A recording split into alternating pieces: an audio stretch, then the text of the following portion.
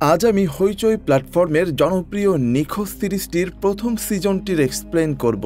সিজনটিতে এত পরিমাণে সাসপেন্স এবং টুইস্ট রয়েছে যেটি আপনাকে গল্পের শেষ অবধি ধরে রাখবে।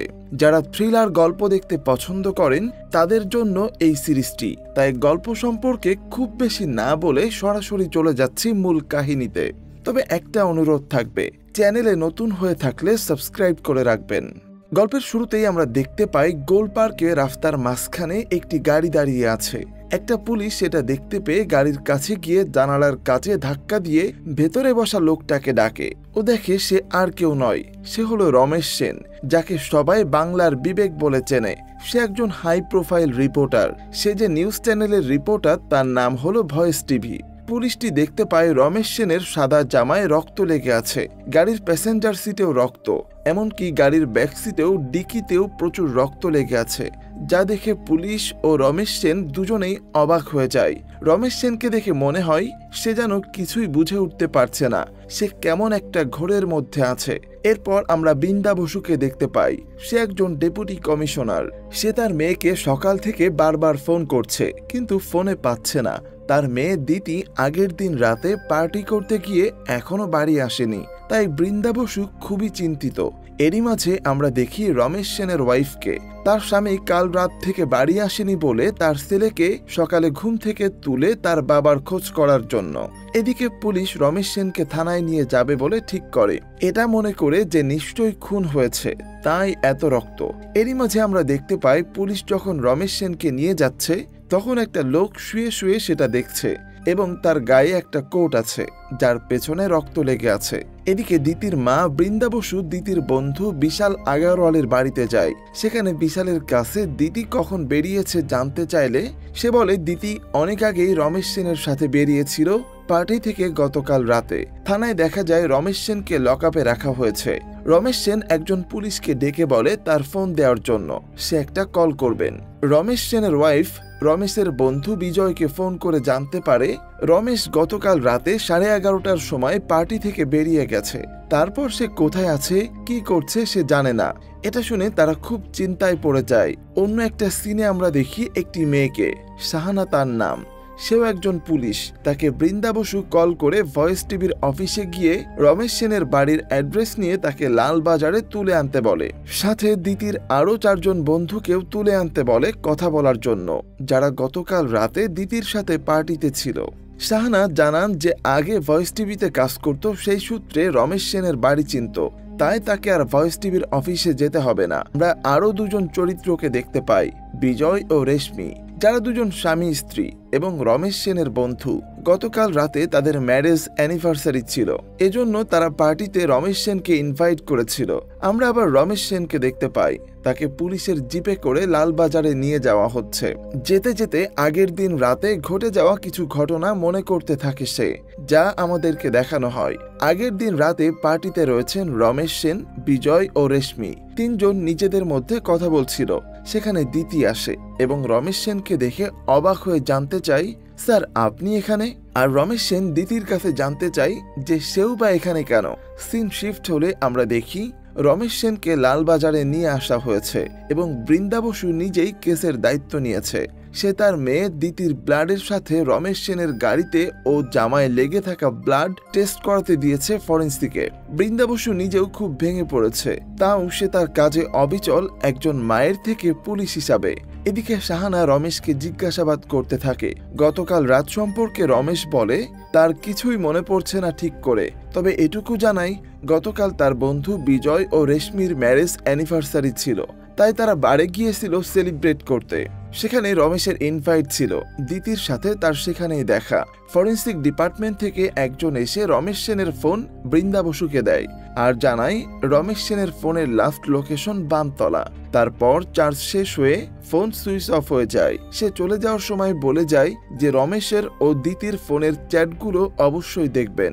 এর কিছুক্ষণ পরেই বৃন্দা বসু জানতে পারে যে গাড়ির ব্লাডের সাথে দিতির ব্লাড টেস্ট মিলে গেছে, অর্থাৎ ওটা দিতিরই ব্লাড। এরপর সোজা সে চলে যায় রমেশ সেনের কাছে। সেখানেও রমেশ সেন সেম উত্তর দেয়, সে কিছুই জানে না। তখনই বৃন্দা বসু বলে, তাহলে দিতি আপনার গাড়ি থেকে কোথায় চলে গেল, উধাও হয়ে গেল? এর উত্তর সে দিতে পারে না। বৃন্দা বসু বলে, আপনি জানেন না আমি কে, তাই আপনি বুঝতে পারছেন না আমার অবস্থাটা। আমি দিতির মা। তখন রমেশ সেন বলে, আমি জানি আপনি দিতির মা হন। এদিকে আরেক সিনে দেখি শাহানা ও সেই ফরেন্সিকের লোকটা কথা বলছে এ ব্যাপারে। রমেশ সেনের গাড়িতে দিতি ও রমেশ সেন ছাড়া আরো কয়েকজনের ফিঙ্গারপ্রিন্ট পাওয়া গেছে। সে আরো বলে, যে পরিমাণে ব্লাড লস হয়েছে তাতে যদি চিকিৎসা না হয় তাহলে দিতির বেঁচে থাকার চান্স খুবই কম।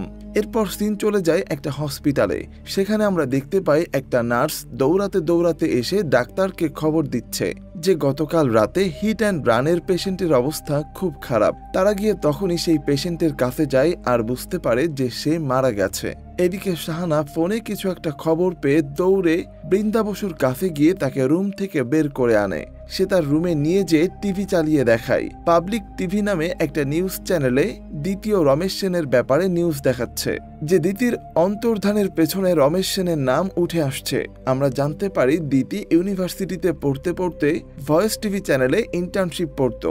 সেখানে রমেশ সেনই ছিল দিতির মেন্টর। বৃন্দা বসু চায়নি এই খবর কোনো চ্যানেলে যাক, তাও তারা জেনে ফেলায় এবং পাবলিক করে দেওয়ায় সে খুবই ভেঙে পড়ে। এরপর আরেকটি সিনে আমরা দেখতে পারি দিতির সেই চার বন্ধু বিজয় আর রেশমিকেও ইন্টিগ্রেশন করতে লালবাজারে ডাকা হয়েছে। সেখানে রেশমি ও বিজয় নিজেদের মধ্যে কথা বলছে। বিজয় রেশমিকে কোনো একটা কিছু থেকে বাঁচিয়ে দেওয়ার কথা বলছে। পুলিশ কিছু জানাতে বারণ করছে। বৃন্দা বসু যায় আরেকজন পুলিশের সাথে কথা বলতে। সে বুঝতে পারে নিউজ পাবলিক করেছে তারই সহকর্মী বিকাশ সামন্ত। সে সবসময় বৃন্দা বসুকে কিভাবে টপকে যাবে সেই চেষ্টা করে বৃন্দাকে নানাভাবে হেনস্থা করে। তাই সে ডাইরেক্ট ওনার কাছে গিয়ে জানতে চায় কেন নিউজ পাবলিক করলো। কিন্তু বিকাশ সামন্ত কিছুতেই স্বীকার করেনি যে কেন সে নিউজ পাবলিক করেছে। তাই সে অনেক কথা বলার পরে ওখান থেকে বেরিয়ে আসে। এরপর আমরা দেখতে পারি ওই 6 জনকে ইন্টিগ্রেশন করা হচ্ছে। সেখানে কোনো ঠিকঠাক উত্তর তারা পায় না।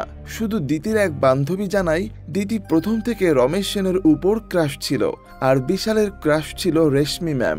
দিতির বন্ধু সুদীপ আবার দিতিকে ভালোবাসত।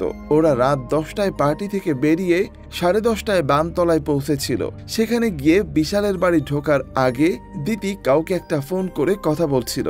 তারপর তারা পার্টি করে 11:30টা নাগাদ রমেশ সেন, দিতি, রেশমি ও বিজয় বেরিয়ে পড়েছিল বাড়ি যাওয়ার জন্য।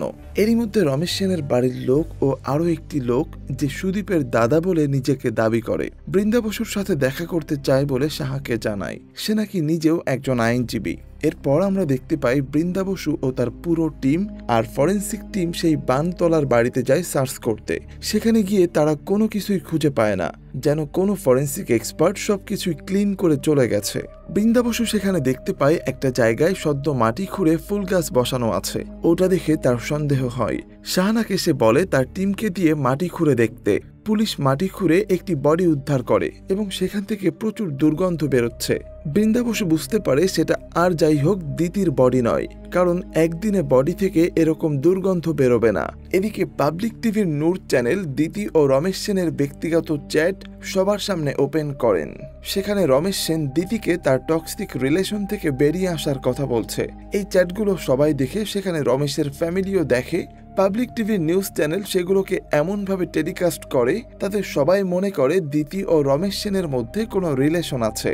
রমেশ সেনের মেয়ে এই চ্যাটগুলো দেখে সে তার এক বন্ধুকে ফোন করে, কিন্তু সেই বন্ধু তার সাথে কথা বলতে চায় না। এই সব কারণে সে সুইসাইড করে। পরের আরেকটি সিনে দেখা যায় বৃন্দা বসু রমেশ সেনের সাথে আবার কথা বলছে।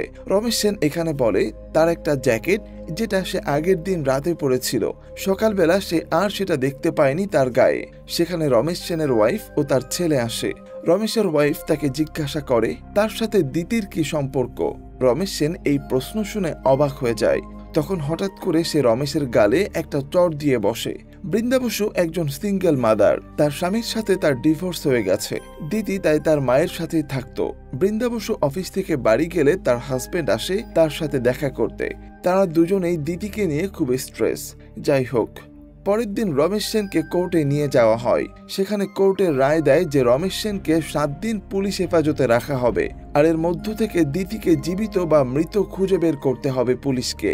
বৃন্দা বসু পরদিন আবার রমেশ সেনকে গিয়ে জিজ্ঞাসাবাদ করতে বসে। সে রমেশকে ওদের রিলেশনের ব্যাপারে জানতে চাইলে রমেশ বলে তার সাথে দিতির আলাদা কোনো রিলেশন নাই।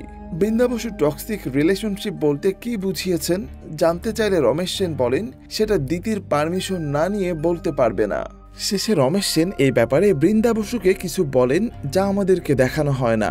এদিকে শাহানা রমেশ সেনের মেয়ে উষার সুইসাইডের কথা শুনে তাকে দেখতে হসপিটালে যায়। সেখানে গিয়ে রমেশ সেনের ওয়াইফের সাথে এই নিয়ে কথা বলে। সেখানে একটা কনস্টেবলের সাথে শাহানা কথা বলে জানতে পারে গত পরশু রাতে ভোজেরহাটে একটা হিট অ্যান্ড রানের কেস হয়েছে। গতকাল সেই মেয়েটা মারা গেছে, সে এখনো আনআইডেন্টিফাইড, তাই সে অটোপসি রিপোর্ট আনতে এসেছে। এদিকে বৃন্দা বসু বিশালের বাবা ও দাদাকে ডেকে পাঠায়, কারণ তাদের বানতলার বাড়ি এত ক্লিন কিভাবে হলো সেটা জানার জন্য। তারা বলেন তাদের হাউস পার্টি হলে প্রতিবার কোম্পানি থেকে লোক আসে ক্লিন করার জন্য, আর যে বডিটা তার বাড়িতে পাওয়া গেছে সেটা লুসি নামের একটা মেয়ের। সে তার মেয়ের মতোই ছিল, তাই সে মারা গেলে তাকে সেখানে কবর দিয়ে ফুল গাছ লাগিয়ে রেখেছিল। এরপর নেক্সট সিনে আমরা দেখি বৃন্দা বসু ফরেন্সিকের সেই লোকটার কাছে গিয়ে মহেন্দ্র গুপ্ত বলে একজনের খোঁজ করছেন, তাকে আসতে বলে লালবাজারে। সে খুবই বুদ্ধিমান ও তথ্য প্রমাণ জোগাড় করতে ওস্তাদ। ফরেন্সিকের লোকটার কাছে বৃন্দা বসু জানতে পারে তারা রমেশ সেনের বাড়িতে রমেশ সেনের ফ্যামিলি, দিতির বন্ধুরা বাদেও আরও একজনের ফিঙ্গারপ্রিন্ট পেয়েছেন।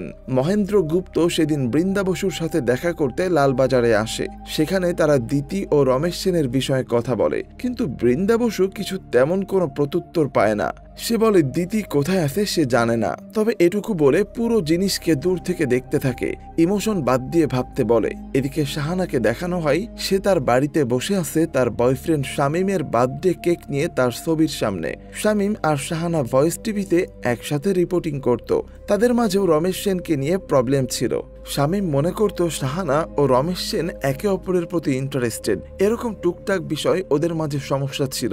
একদিন শাহানা বাড়ি এসে দেখেন শামীম সুইসাইড করেছেন। কি কারণে তার সুইসাইড তা এখানে অবশ্য দেখানো হয়নি। সেদিন রাতে রমেশ সেনকে আরেকটি লকআপে নিয়ে গিয়ে পুলিশরা তাকে 3rd ডিগ্রি দেয়, যার জন্য সে অসুস্থ হয়ে পড়ে। তাকে হসপিটালে ভর্তি করতে হয়। পরে জানা যায় এটা বিকাশ সামন্ত ইচ্ছা করে রমেশ সেনকে মার খাওয়ানোর জন্য অন্যান্য পুলিশকে দিয়ে করিয়েছে। বৃন্দা বসু রমেশ সেনকে দেখতে আসে হসপিটালে। সে রমেশ সেনকে জানায় যে এ সম্পর্কে সে কিছুই জানত না। রমেশ সেন সেটা বুঝতে পারে। বৃন্দা বসু তাকে রিকোয়েস্ট করে এই বিষয়টা যেন মিডিয়া না জানে, জানলে পুলিশের উপর চাপ আসবে। রমেশ সেন বলে সে কাউকেই কিছু জানাবে না। এদিকে পাবলিক টিভির নিউজ রিপোর্টার জনতার কাছে ভয়েস টিভি ও রমেশ সেন সম্পর্কে মতামত নেয়। সবাই ভয়েস টিভি চ্যানেল ও রমেশ সেনকে বয়কট করার কথা বলে, যা পাবলিক টিভি চ্যানেলের হেডরা চাইছিল এবং তাদের পক্ষে সেটা সুবিধাজনক। বৃন্দা বসু যায় ভয়েস টিভির ম্যানেজমেন্টের সাথে কথা বলতে। সেখানে সবাই রমেশের সম্পর্কে ভালো ভালো কথা বলে। তারা জানায় আপাতত তারা ডিসিশন নিয়েছেন রমেশ সেনকে সাসপেন্ড রাখা হবে এই বিষয়ের জন্য। বৃন্দা বসুরা যখন বেরিয়ে আসছিল অফিস থেকে, তখন রিজ্জা নামের একটা মেয়ে যে নিজেকে দিতির ক্লাসমেট বলে পরিচয় দেয়, সে বৃন্দা বসুর সাথে কথা বলতে চায় আলাদা করে। তারা দেখাও করে, যা জানায় দিতি যেসব বন্ধু বান্ধবীদের সাথে মিশত তারা অলওয়েজ ড্রাগস সহ নানা রকম নেশা করত, কিন্তু দিতি করত না। রিজ্জা দিতিকে বারণ করত তাদের সাথে মিশতে, তাও দিতি মিশত। বৃন্দা বসু রমেশ সেন ও দিতির সম্পর্কের ব্যাপারে জানতে চাইলে রিজ্জা বলে ওদের মধ্যে কোনো সম্পর্ক ছিল না। দিতি রমেশ সেনের প্রতি একটু বেশি ইনফ্যাচুয়েটেড ছিল। রিজ্জার সাথে কথা বলে ফেরার সময় বৃন্দা বসুর মনে পড়ে মহেন্দ্র গুপ্ত বলেছিল সবকিছু দূর থেকে দেখতে। তাই বৃন্দা বসু বানতলায় গিয়ে ড্রোনের মাধ্যমে ক্যামেরা সেট করে কিছু দেখার চেষ্টা করে।